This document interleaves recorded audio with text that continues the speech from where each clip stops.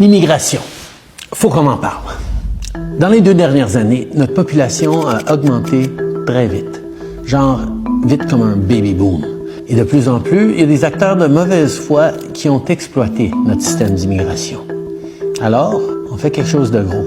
On réduit le nombre d'immigrants qui vont entrer au Canada au cours des 3 prochaines années.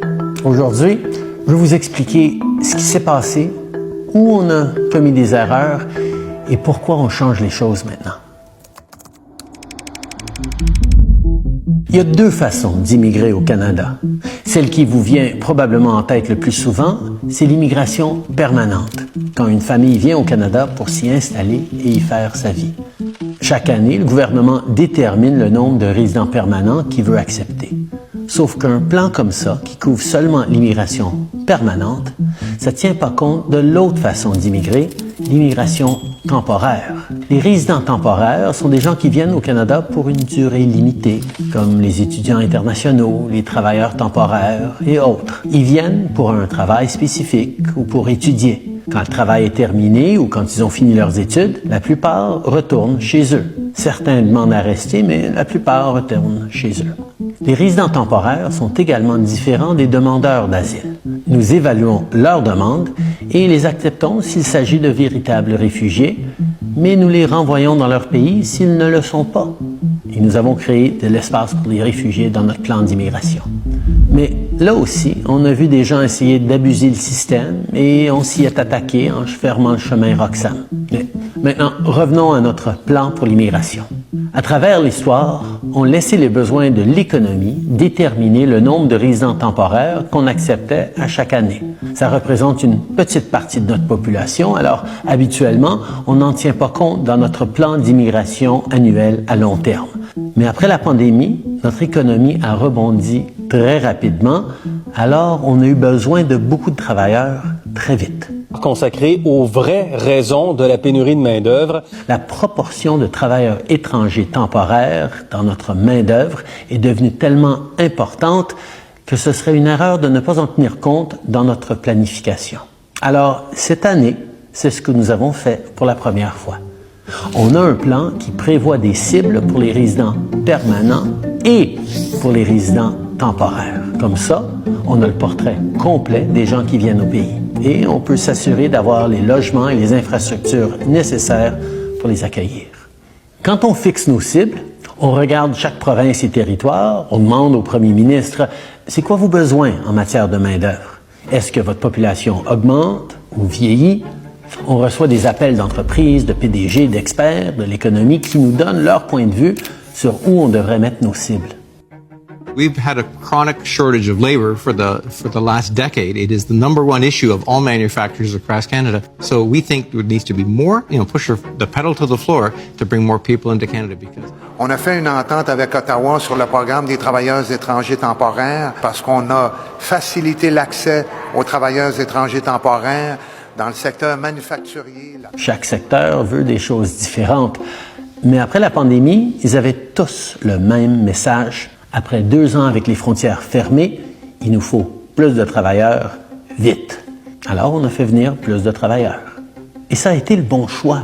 Notre économie a connu une croissance. Les restaurants et les magasins ont rouvert leurs portes. Les entreprises ont passé au travers et surtout, malgré les prédictions de beaucoup d'économistes, on a évité le pire des scénarios, une récession.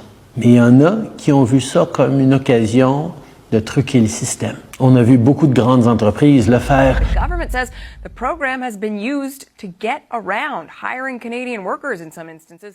Et beaucoup trop de collèges et d'universités se sont servis des étudiants étrangers pour augmenter leurs profits. There are the diploma equivalent of puppy mills that are just churning out diplomas. There is fraud and abuse, and it needs to end. Parce qu'ils peuvent leur facturer des dizaines de milliers de dollars de plus pour le même diplôme. Mais on sait aussi, il y a de ceux qui exploitent carrément le monde. Ils recrutent des travailleurs ou des étudiants temporaires, ils leur promettent des emplois, des diplômes et des voies faciles vers la citoyenneté, des promesses qui se réalisent jamais. Avec le recul, quand notre gros rebond économique d'après-pandémie s'est terminé et que les entreprises n'avaient plus besoin de la main-d'œuvre supplémentaire, comme équipe fédérale, on aurait pu agir plus vite. Mais c'est ce qu'on fait aujourd'hui. Now, it is time to make the adjustments to stabilize the immigration system that we need and get it working right for Canadians for right now. L'immigration relève surtout du fédéral. Bon, sauf au Québec, mais ça, je vais en parler plus tard. Ailleurs, on a tous les outils pour garder la situation sous contrôle. Et on le fait. This is a big change, a major cut to immigration. La cible originale pour 2025, c'était 500 000 nouveaux arrivants.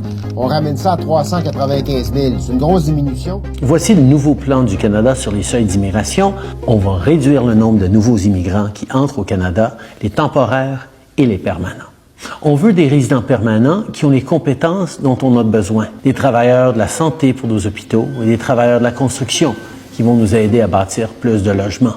Et les résidents temporaires qui habitent déjà au Canada, il y en a qui vont déposer leur candidature pour devenir résidents permanents, mais c'est planifié dans nos estimations. D'autres quitteront le Canada quand leur résidence temporaire sera finie et ça va réduire notre population. Certains pourraient faire une demande d'asile quand leur visa sera expiré, en essayant d'utiliser ce système comme un raccourci pour rester au Canada. Eh bien, ces demandes seront analysées et traitées, et si elles sont rejetées, ces gens-là seront renvoyés chez eux. Alors, si on calcule le nombre de personnes qui arrivent et qui partent, la croissance démographique sera en pause pendant les 2 prochaines années. Après ça, à partir de 2027, ça va s'équilibrer et recommencer à augmenter tranquillement à un rythme soutenable. En fait, ça nous ramène à la trajectoire qu'on suivait avant la pandémie. Cette pause va donner une chance à notre économie et nos communautés de rattraper la population, avec des choses comme notre plan pour construire des millions de logements de plus.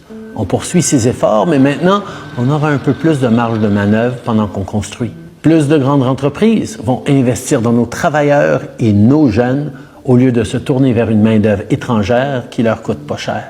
Le plafond qu'on a établi pour les étudiants internationaux permet déjà de réduire le prix des loyers dans nos grandes villes et ils vont continuer de baisser tant que le plafond reste en place. On s'arrange pour que le système fonctionne pour les Canadiens et pour les nouveaux arrivants, plutôt que pour les grands magasins, les chaînes de restaurants, les consultants en immigration et les faux collèges et universités qui exploitent.